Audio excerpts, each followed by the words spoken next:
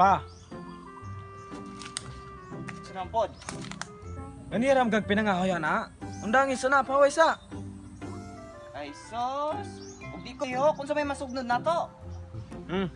Mura sa gihapon ang kwenta ha. Sig pangahoy, wag kay malungag. Kung magsigira po di kagtabihan na uwa po kay katabang, magkamuuli na lamang kadto.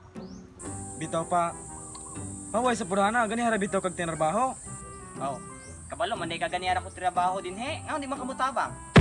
Napa man siguro labunon dito sa. Oh nay daghan. Gatapon og. Aw. Sige ra manggupugag pangahoy na, wa ka unag panglaba atong labhonon.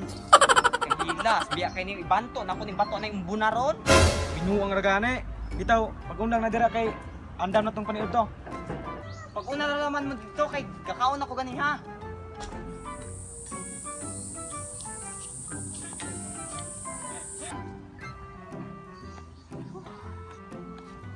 Hoy, tipa.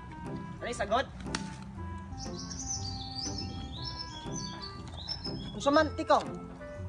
Naon sa man kang gamuro man ka din ha. Asa may problema? Kani mong eskwelahan god? Kani mong department? Maman to. Kani mong god among curriculum? Nausob. Wala po tanang kurikulum mga kuha nga nung problema ka. Mauganing ga problema ko namong curriculum kay kana among kurso gidugang isa ka tuig. So malima na imbis upat. Lima na ko ka tuig imbis mo graduate na ko. Kasi lima ka tuig. Anong wala man may kabaluan na? Aw unsa man niyo pagkabalo nang ugnay meeting di man kamo anha. Klaro nga nato ino. So, lima na ka tuig mong kurso, di na upat. Ay naman, mo binahingon ko nimo lima na. Pabalik-balikon pagitanan. Ay matay, mag-expect anang. Di ba ni mahimon eh? Aw ayog ka bala ka pa kay sa sunod tuig, first semester, opsi man ko ana. So, ikaw wala kay bala tuition ana. Pagka second sem, balik na ko ana kay para graduate naman. So, man ang hitabuan ha?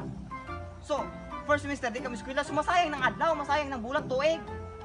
Ay dili na lagi mabala ka pa kay at the first place, wala kay bala tuition. So, di na ka na ka magunang-una na.